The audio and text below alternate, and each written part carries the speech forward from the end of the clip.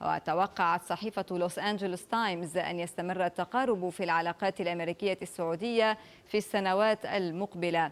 أيضا الرئيس الفرنسي نيكولا ساركوزي بعث برسالة أعرب فيها عن حزنه إلى العاهل السعودي.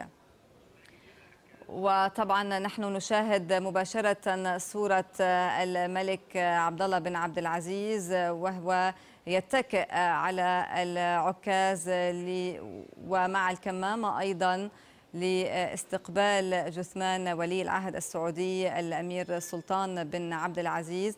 طبعا هذه الصور هي مباشرة من مطار قاعدة الرياض الجوية، حيث وصلت الطائرة التي نقلت جثمان ولي العهد السعودي الأمير سلطان بن عبد العزيز. أو من يقوم بهذه التفاصيل نيابة عنهم، أو تلاحظين أيضا كيف يتم إنزالي بشكل يعني يحدث لأي شخص